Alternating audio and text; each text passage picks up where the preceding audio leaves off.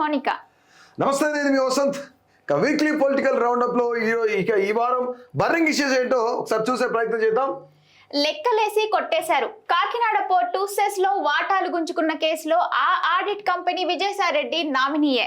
Right, ఇక్కడ ముఖ్యంగా ఏదైతే కాకినాడ పోర్టుకి సంబంధించి ఒక సెజ్ వాటాలు కూడాను ఏ విధంగా గుంజుకున్నారు, ఏం చేశారు, అసలు ముఖ్యంగా ఆడిటింగ్ కి సంబంధించి ఆ యొక్క కంపెనీ కూడాను ఇక్కడ చాలా క్లియర్ గా చెప్తా ఉన్నారు. ఆ ఆడిట్ కంపెనీ కూడాను విజయసాయి రెడ్డి నామినీ అని చెప్తా ఉన్నారు. విజయసాయి రెడ్డికి సంబంధించిన ఏదైతే ఆడిట్ కంపెనీ ఉందో అది కూడాను ఆయనకి సంబంధించిందే. కాబట్టి ఇక్కడ ముఖ్యంగా లెక్కలేసి వారి కొట్టేశారు. ఈ యొక్క సెజ్ భూములను ఏ విధంగా గుంజుకున్నారు, ఆ యొక్క ఏదైతే దానికి సంబంధించి ఆ పోర్టుకి సంబంధించో లేదంటే సెజ్కి సంబంధించో ఏ విధంగా దందాలు జరిగాయి అనేది దీంతో మనకి చాలా క్లియర్ గా అర్థమవుతా ఉంది. సో మరో న్యూస్ చూసినట్లయితే రాష్ట్రానికి గూగుల్ కృత్రిమ మేధో సహకారం. ఇక రాష్ట్రానికి కూడాను గూగుల్ కూడా ఒక సహకారం అందించబోతా ఉంది. ముఖ్యంగా ఇక్కడ చూసుకున్నట్లయితే విద్య, వైద్య, పారిశ్రామిక రంగాల్లో కూడాను ఏఐ సేవలు, పౌర సేవలు మరింత సులభతరం. అలాగే మంత్రి లోకేష్ చెప్తా ఉన్నారు, ప్రభుత్వంతో గూగుల్ ప్రతినిధుల కీలక ఒప్పందం. అంటే గత 5 ఏళ్లలో ఎన్నడూ లేని విధంగా గూగుల్ కూడాను ఆంధ్రప్రదేశ్కి రానుంది. ఇక్కడ చాలా కీలకమైన అంశాలు మనం చూద్దాం. విద్య, వైద్యం, పారిశ్రామిక రంగాల్లో అంటే ఏఐ కూడాను ఇక్కడ ముఖ్యంగా చాలా కీలకంగా గత 5 ఏళ్లలో మనం చూసుకున్నట్లయితే విద్య కానీ, వైద్య రంగం కానీ, మరీ ఇంపార్టెంట్గా ఒక ముఖ్యంగా మాట్లాడుకోవాలంటే ఈ యొక్క పారిశ్రామిక రంగం ఏదైతుందో పారిశ్రామిక రంగం ఏ విధంగా డెవలప్ చెందలేదు అని చెప్పేసి ప్రజల్లో ఉన్న నానుడు. ఇక ముఖ్యంగా ఇదే తరుణంలో ఐటీ శాఖను డెవలప్ చేయడానికి విద్యా, వైద్య రంగాలతో పాటు పారిశ్రామిక రంగాన్ని కూడాను మరింత అభివృద్ధి చేయడానికి లోకేష్ కూడాను గూగుల్ ప్రతినిధులను ఆయన అప్రోచ్ అవ్వడం జరిగింది. గూగుల్ ప్రతినిధులు కూడాను ఆంధ్రప్రదేశ్కి రావడానికి కూడాను కొన్ని కీలక ఒప్పందాలు కూడా చేసుకున్నట్లు మనకు తెలుస్తా ఉన్నాయి. సో ఇక మరొక న్యూస్ చూద్దాం. ఆధారాలు లేకుండా అరెస్టుల వాంగ్మూలాలను సాక్ష్యాలుగా తీసుకోవాలంటూ దర్యాప్తు చేయరు, ఆధారాలు సేకరించరు. రైట్, ఇక్కడ కోర్టు చాలా కీలకమైన వ్యాఖ్యలు చేస్తా ఉంది.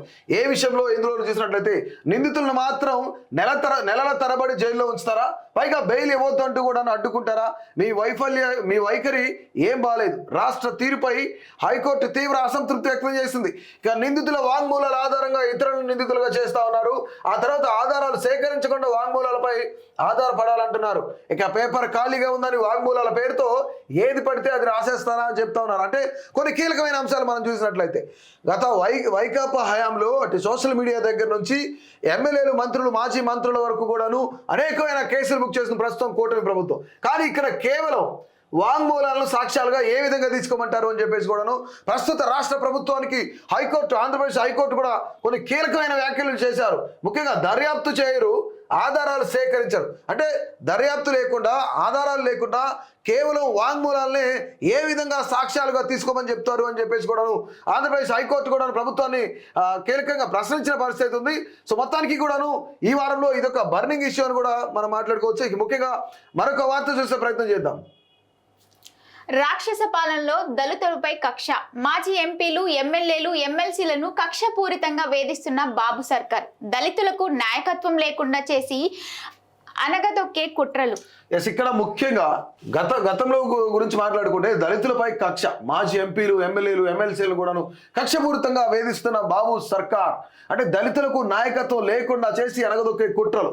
సో ఇక్కడ మనం చాలా క్లియర్గా ఇప్పుడు రీసెంట్గా ఈరోజు ఉదయం ఒక ట్వీట్ కూడాను టీడీపీ గవర్నమెంట్ కూడా ఇప్పుడు టీడీపీలో ఉన్న ఎవరైతే ఉన్నారో ఆ సోషల్ మీడియా నాయకులు కూడా రిలీజ్ చేశారు. సో దీనికి తగ్గట్టుగా జగన్మోహన్ రెడ్డికి సంబంధించి కానీ, వైసీపీకి సంబంధించి కానీ అసలు వీళ్ళంతా దళితులు, ఈ నాయకత్వం లేకుండానే అనగదొక్కాలా అని చూసే ప్రయత్నం చేస్తున్నారని చెప్పేసి వీళ్ళు అంటే ఒకరి మీద ఒకరు ఆరోపణలు చేసుకుంటా ఉన్నారు. ఇక్కడ ఒక చిన్న లెక్క చూద్దాం మనం. వీళ్ళంతా దళిత నాయకులు, వీళ్ళపై కేసులు పెడుతున్నారని చెప్తా ఉన్నారు. అంటే ఇప్పుడు టీడీపీ హయాంలో వీళ్ళందరి మీద కూడా నందిగం సురేష్ అంటే ఆయన ఎక్స్ఎంపీ, మేరుగు నాగార్జున ఆయన మాజీ మంత్రి, ఇక్కడ తాటిపత్తి చంద్రశేఖర్ ఆయన ఇక్కడ మనం చూసినట్లయితే ఆయన ప్రస్తుత ఎమ్మెల్యే, బొండితోక జగన్మోహన్ రావు ఇక్కడ నందిగం నియోజకవర్గం మాజీ ఎమ్మెల్యే, బొండితోక అరుణ్ కుమార్ ఎమ్మెల్సీ, ఇక్కడ పినిపే శ్రీకాంత్ ఇక్కడ మనం చూసినట్లయితే డాక్టర్ పినిపే శ్రీకాంత్, వీళ్ళందరూ కూడా దళితులు, దళిత నాయకత్వం చేయాలని చూస్తున్నారని చెప్పేసి వైసీపీ మాట్లాడుతుంది. ఇక టీడీపీ ఏం చేసిందంటే 2014 నుంచి 2019 వరకు దళితులపై అఘాయిత్యాలు కానీ, హత్యలు కానీ, మర్డర్లు కానీ ఇవన్నీ ఎన్ని జరిగినాయి అంటే మా హయాంలో చాలా తక్కువగా జరిగినాయి అని ఎవరు చెప్పారంట? కేంద్ర ప్రభుత్వం చెప్పింది.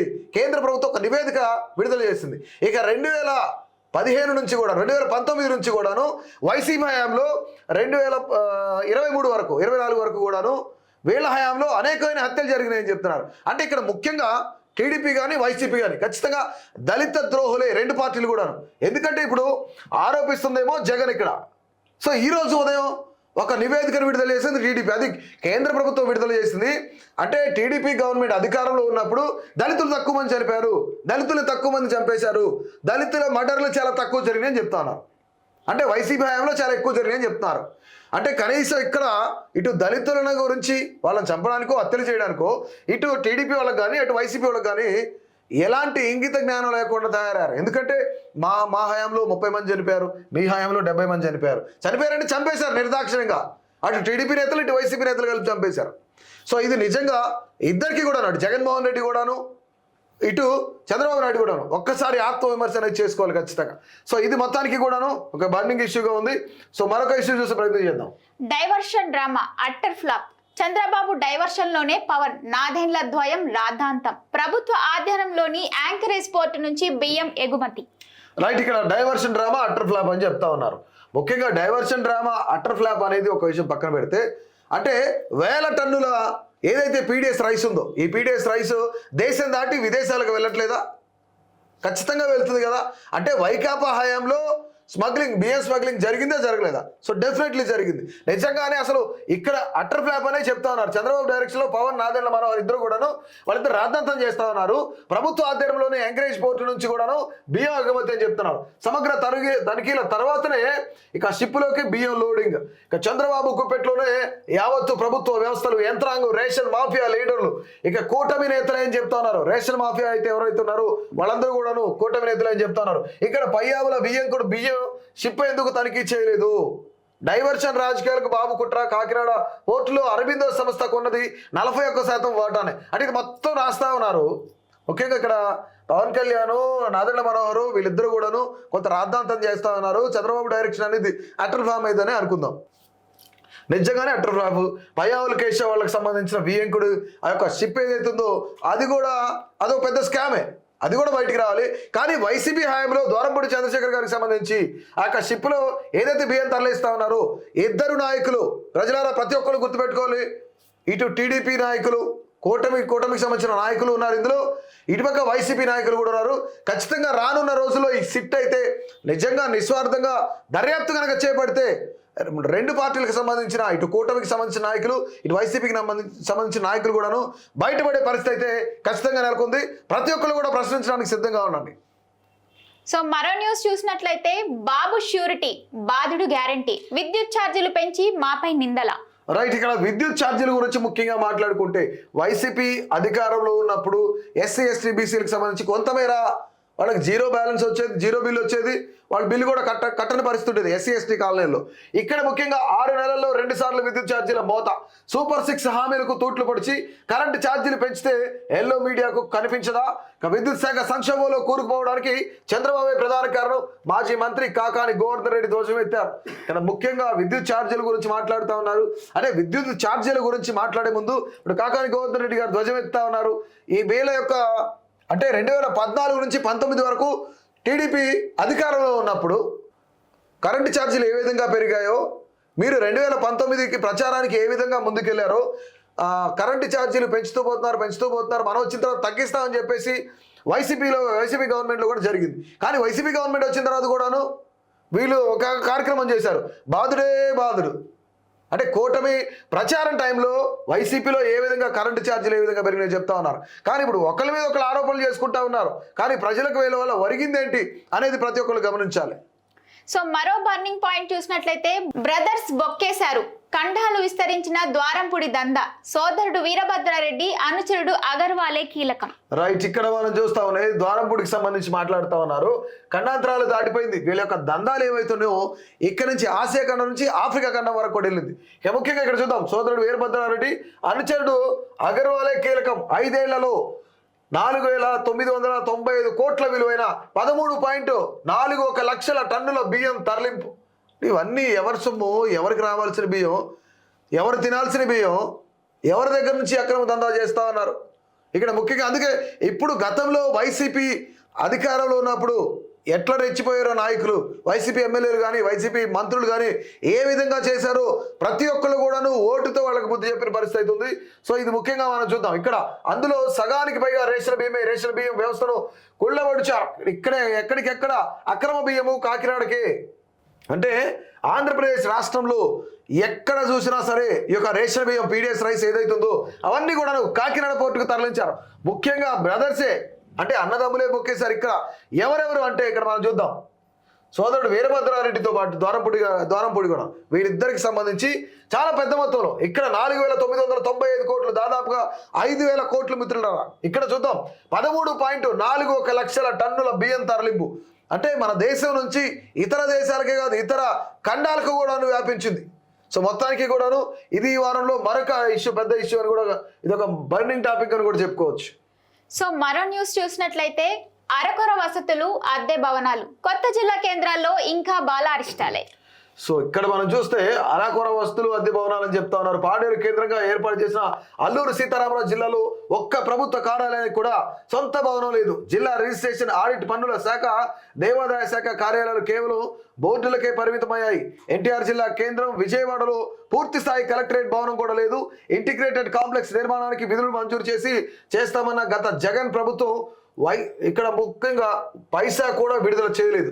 సరే, నిజంగానే జగన్మోహన్ రెడ్డి 2014 నుంచి 19 వరకు మరి మీరేమన్నారు అధికారంలో కూటమి ప్రభుత్వమే, టీడీపీ చంద్రబాబు నాయుడు హయాంలో ఎందుకు చేయలేదు అంటే చంద్రబాబు నాయుడు గారు 14 ఏళ్ళు ఆంధ్రప్రదేశ్ రాష్ట్రానికి ముఖ్యమంత్రిగా చేశారు. ఈ 14 ఏళ్లలో అల్లూరు జిల్లా గురించి గుర్తు రాలేదా?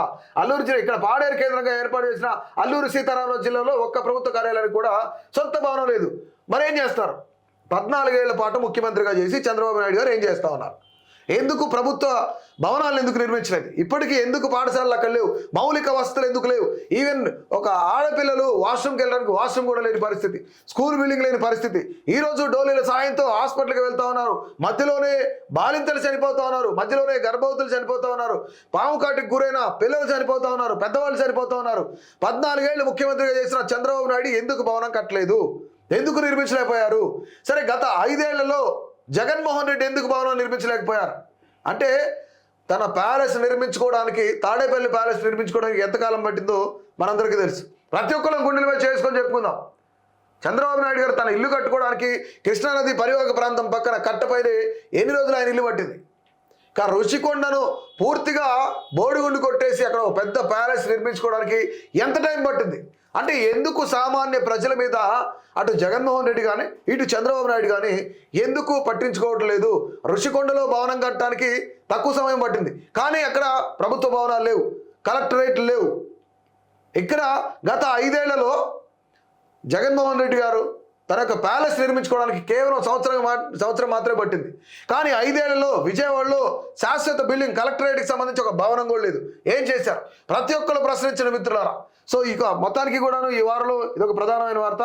సో మొత్తానికి కూడాను ఆంధ్రప్రదేశ్కి సంబంధించిన బర్నింగ్ ఇష్యూ చూసాం. ఇప్పుడు తెలంగాణ అలాగే దేశవ్యాప్తంగా కూడాను జాతీయ స్థాయిలో కూడాను ఏ విధంగా జరుగుతున్నాయి ఏంటో అని చూసే ప్రయత్నం చేద్దాం.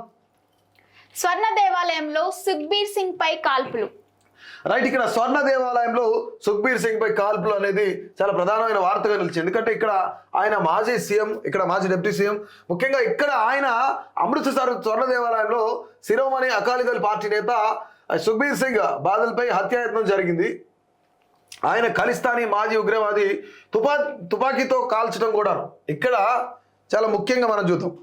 ఎవరైతే సుఖ్బీర్ సింగ్ పైన దాడి చేయడానికి వచ్చిన వ్యక్తి ఎవరైతే ఉన్నారో ఆయన తుపాకీ తీసుకొని ఆయన కాల్చే ప్రయత్నం కూడా చేశారు. ముఖ్యంగా ఆయన ఖలిస్తానీ ఉద్యమకారులు ఎవరైతే ఉన్నారో, ఖలిస్తానీ టెర్రరిస్టులు ఎవరైతే ఉన్నారో ఆ టెర్రరిస్టులతో సంబంధాలు ఉన్న వ్యక్తే సుఖ్బీర్ని కాల్చడానికి ప్రయత్నం చేశారు. ఇక్కడ ఆయన అదే సమయానికి సేవాదారిగా ఉన్నారు. అంటే స్వర్ణ దేవాలయానికి సంబంధించి కొంతమేర సేవ చేసే కార్యక్రమంలో ఆయన కూర్చొని ఉన్నారు.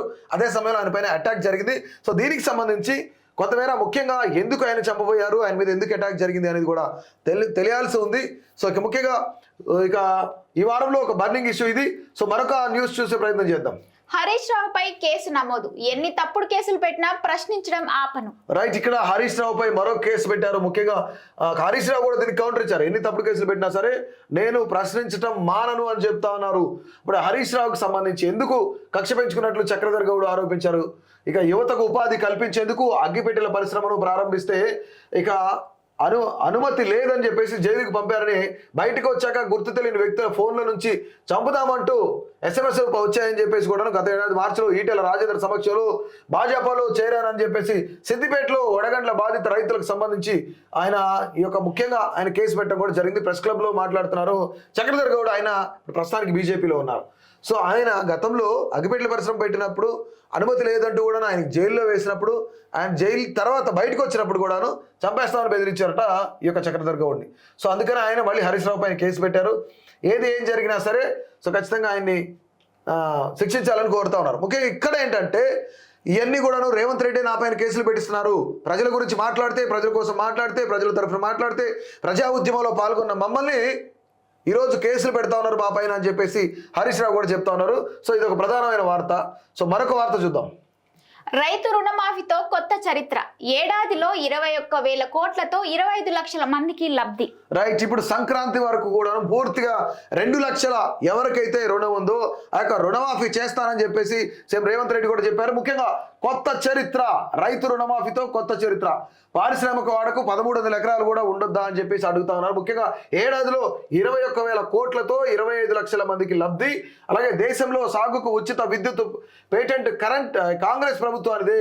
అంటే పాలమూరు ప్రగతికి కేసీఆర్ కుటుంబం మోకాలెట్టు పెడతా ఉంది. మహబూబ్ నగర్ జిల్లాలో సాగునీటి ప్రాజెక్టులు నిర్మించి 20 లక్షల ఎకరాలకు నీరు ఇస్తా అని చెప్తా ఉన్నారు సీఎం రేవంత్ రెడ్డి. 5 ఏళ్లలో ఈ ప్రాంతానికి 1,00,000 కోట్లు తెస్తా.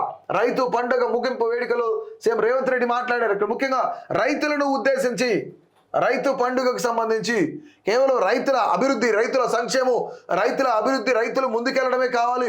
రైతుల సంక్షేమ పథకాలను అందించడం కాంగ్రెస్ ప్రభుత్వం ఎప్పుడు ముందుంటుంది. రైతులకు ఉచిత విద్యుత్ పేటెంటే కాంగ్రెస్ ప్రభుత్వం అని చెప్పేసి రేవంత్ రెడ్డి చెప్తా ఉన్నారు. ముఖ్యంగా ఆయన ముఖ్యమైన ధ్యేయం చెప్తా ఉన్నారు, 5 ఏళ్లలో ఈ ప్రాంతానికి 1,00,000 కోట్లు తెస్తా. అంటే ఇక్కడ రైతు పండుగ ముగింపు వేడుకలు ఆయన చెప్పారు. సో ముఖ్యంగా ఇది ఒక ప్రధానమైన వార్తగా నిలిచింది. సో ఇక ఈ వారం బర్నింగ్ ఇష్యూస్ లో మరొక ప్రధానమైన వార్త చూద్దాం. దేవేంద్ర ఫడ్నవీస్ అనే నేను 3వ సీఎంగా ప్రమాణం. కొలువుదీరిన మహారాష్ట్ర ప్రభుత్వం డిప్యూటీ సీఎంలుగా సింధే, అజిత్. హాజరైన ప్రధాని, పలువురు సీఎంలు. రైట్. ఇక్కడ దేవేంద్ర ఫడ్నవీస్ ఎట్టకేలకు కూడాను మహారాష్ట్ర ఎన్నికల్లో ఎవరైతే బీజేపీకి సంబంధించిన ఎన్డీఏ కూటమి ఉందో విజయకేతనం ఎగరవేసింది. అప్పటి నుంచి కూడా ఎప్పుడైతే రిజల్ట్ వచ్చిందో రిజల్ట్ దగ్గర నుంచి ఇప్పటి వరకు కూడాను ఆ యొక్క టాపిక్ ఏదైతే ఉందో అంటే సీఎం ఎవరు, డిప్యూటీ సీఎంలు ఎవరు, అంటే సీఎం పైనే ఆసక్తి అంతా కూడా నెలకొంది. సో ఆసక్తి కూడా వీడి అంతా కూడాను దాని అంటే తెర తీసేసి దేవేంద్ర ఫడ్నవీస్ని మహారాష్ట్ర సీఎంగా కూడా చేయడం కూడా జరిగింది. ఇక ముఖ్యంగా ఇక్కడ డిప్యూటీ సీఎంలుగా సింధే, అజిత్ ఇద్దరు కూడాను డిప్యూటీ సీఎంలుగా ఉన్నారు. ఇక ముఖ్యంగా ఈ వారంలో మరొక బర్నింగ్ ఇష్యూ చూద్దాం.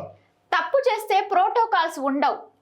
నేరగాళ్లు భయపడేలా పాలసింగ్ చేయాలి. బాధ్యులతో మాత్రమే ఫ్రెండ్లీగా ఉండాలి. ఈ ప్రభుత్వంలో పోలీసులకు స్వేచ్ఛ ఉంటుంది. హోంగార్డుల రోజువారీ వేతనం 1000 రూపాయలకి పెంపు. రైట్. ఇక్కడ చాలా కీలకమైన అంశం ఇది. తప్పు చేస్తే ప్రోటోకాల్స్ అనేవి ఉండవు. ప్రజాప్రతినిధులైనా అదే నిబంధన అని చెప్తా ఉన్నారు. పోలీస్ శాఖ ఆయుధాల ప్రదర్శనలో తుపాకీని పరిశీలిస్తున్న ముఖ్యంగా నేరగాళ్లు భయపడేలా పోలీసింగ్ విధానం ఉంటుందని చెప్తా ఉన్నారు. ఇక బాధితులతో మాత్రమే ఫ్రెండ్లీగా ఉండాలి. ఈ ప్రభుత్వంలో పోలీసులకు పూర్తి స్వేచ్ఛ ఉంది. అంటే ఇక్కడ చాలా కీలకంగా హోంగార్డులకు ఒక మంచి వరం ఇచ్చారని చెప్పుకోవచ్చు. ఒక రోజువారీ వేతనం అంటే గతంలో మనం చూసినట్లయితే కేవలం 9,000తో ప్రారంభమైన హోంగార్డు వేతనం ఈరోజు 30,000కు చేరింది. ప్రమాదవశాత్తు చనిపోతే 5 లక్షల పరిహారం. సైబర్ నేరాలు, డ్రగ్స్ కేసులకు ఫాస్ట్ ట్రాక్ కోర్టులు. పోలీస్ శాఖ వేడుకల్లో ముఖ్యమంత్రి రేవంత్ రెడ్డి. ఇక మొత్తానికి ఇది ఒక ప్రధానమైన వార్త. 17 అడుగుల తెలంగాణ తల్లి విగ్రహం 9న ప్రతిష్టాపనకు రంగం సిద్ధం. ఇక నమూనా చిత్రాన్ని విడుదల చేసిన రాష్ట్ర ప్రభుత్వం. గతంలో చూసినట్లయితే కేసీఆర్ హయాంలో తెలంగాణ తల్లి విగ్రహం ఏ విధంగా ఉండేది, ప్రస్తుతం విగ్రహం ఏ విధంగా ఉందనేది కూడా మనకు చాలా క్లియర్గా తెలుస్తూ ఉంది. ముఖ్యంగా ఇక్కడ సెక్రటేరియట్లో ఈ యొక్క తెలంగాణ తల్లి విగ్రహ నిర్మాణం కోసం మేము ఎప్పటి నుంచో అనుకుంటున్నాము, పాటుపడతా ఉన్నాం అని చెప్పేసి కూడా ప్రభుత్వంకి సంబంధించిన నేతలు కూడా చెప్తున్నారు. మొత్తం కూడాను నమూనాను విడుదల చేయడం, దాదాపుగా 17 అడుగుల తెలంగాణ తల్లి విగ్రహం. ఇక్కడ ఈ విగ్రహానికి సంబంధించి కేటీఆర్ కూడా దీనిపైన కౌంటర్ వేశారు. అంటే తెలంగాణ తల్లి విగ్రహం ఎప్పటి నుంచో ఉన్న విగ్రహాన్ని మార్చి మీ యొక్క అభయహస్తం అంటే ఇక్కడ చాలా మరొక కమెంట్ ఏంటంటే ఇక్కడ అభయహస్తం కనిపిస్తూ ఉంది. ఈ అభయహస్తం మీది హస్తం చూపించాలని చెప్పేసి, మీ పార్టీ గుర్తు చూపించాలని చెప్పేసి ఇలా ఉంచారా అని చెప్పేసి కేటీఆర్ కూడా మాట్లాడారు. కానీ మీరు ఉండేది 4 ఏళ్ళే. ఈ 4 ఏళ్ల తర్వాత ఖచ్చితంగా బీఆర్ఎస్ ప్రభుత్వం వస్తుంది. సో మళ్ళీ ఆ విగ్రహాన్ని తొలగిస్తామని చెప్పేసి కూడాను కేటీఆర్ కౌంటర్ ఇవ్వడం కూడా జరిగింది. సో ఇక మరొక వార్త చూసే ప్రయత్నం చేద్దాం. రాజ్యసభలో కరెన్సీ కలకలం. కాంగ్రెస్ ఎంపీ సింఘ్వి సీటు వద్ద కనిపించిన నోట్ల కట్ట. దర్యాప్తునకు ఆదేశించానని చైర్మన్ ధన్ఖడ్.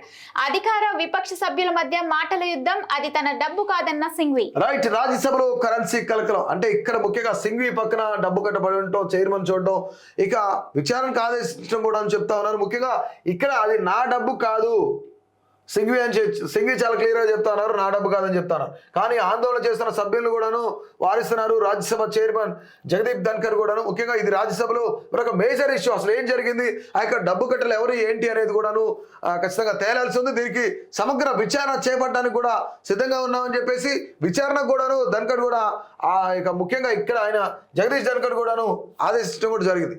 సో మొత్తానికి ఓవరాల్గా ఈ వారానికి సంబంధించి బర్నింగ్ ఇష్యూస్ అయితే ఇవి ఉన్నాయి. మరో వీక్లీ రౌండప్ తో మళ్ళీ కలుద్దాం. అంతవరకు సెలవు, నమస్తే.